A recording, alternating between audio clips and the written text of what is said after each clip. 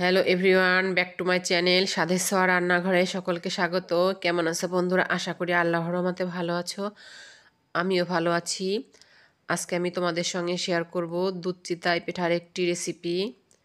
So কথা না বাড়িয়ে দেখে নেওয়া যাক কীভাবে আমি দুধ চিতাই রেসিপিটি তৈরি করলাম। এখানে আমি চালের গুঁড়া নিয়েছি। এখন গুঁড়াগুলোকে লবণ পরিমাণ মতো, হালকা কুসুম গরম পানি এবং সয়াবিন, সামান্য একটু সয়াবিন তেল দিয়ে গুঁড়াগুলোকে ভালো করে মেখে নিয়েছি, গুলিয়ে নিয়েছি। এখন পিঠা বানাতে চলে গিয়েছি চুলায়।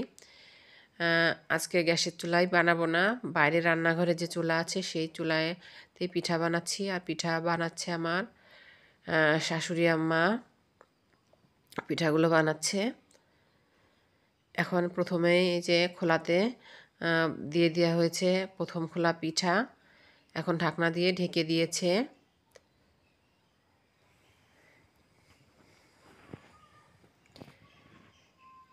এখন ঢাকনাটি খুলে নিচ্ছে, পিঠা হয়ে গিয়েছে। পিঠাগুলো তুলে নিচ্ছি সাজ থেকে।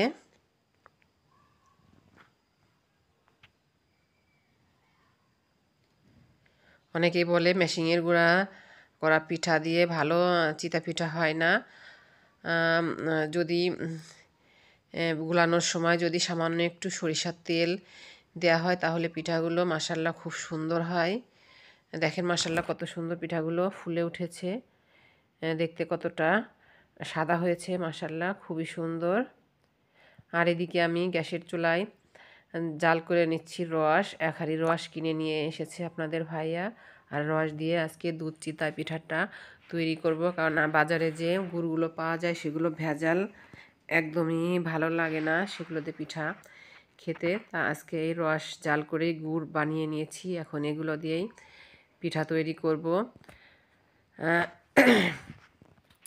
রসটা আমার পারফেক্টলি পিঠার জন্য রেডি হয়ে গেছে। রসের ভাঁড়িটা নামিয়ে এখন আমি এখানে 2 কেজি দুধ আগে থেকে জাল করে ঘন করে নিয়েছি। এখন একটু গরম করে নেব।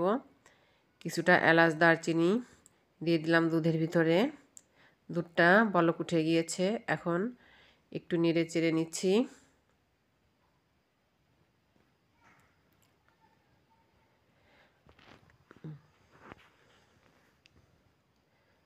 দুধটা অনেক ঘন হয়ে এসেছে। আর পিঠার ভিতরে দুধ ঘন করে না দিলে পিঠাটাও খেতে ভালো লাগে না। এখন দুধের ভিতরে আমি এই ফুলকো ফুলকো সাদা পিঠাগুলো দিয়ে দেব।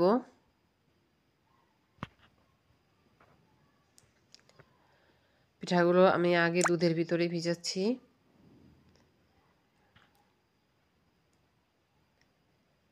পিঠাগুলো সবগুলো দিয়ে দিয়েছি। এখন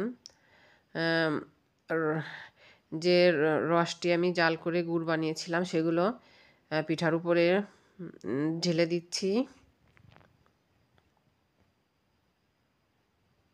দেখেন কত সুন্দর দেখা যাচ্ছে রস থেকে যে গুড় বানিয়েছি। একটা সুন্দর স্মেল বেরিয়েছে এই রস থেকে।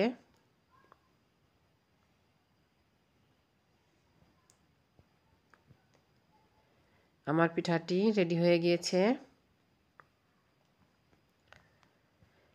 এইভাবে আমার পিঠার রেসিপিটি কেমন হলো অবশ্যই বন্ধুরা কমেন্ট করে জানাবেন। আর রস দিয়ে আপনারা কে কে পিঠা তৈরি করেন অবশ্যই বলবেন।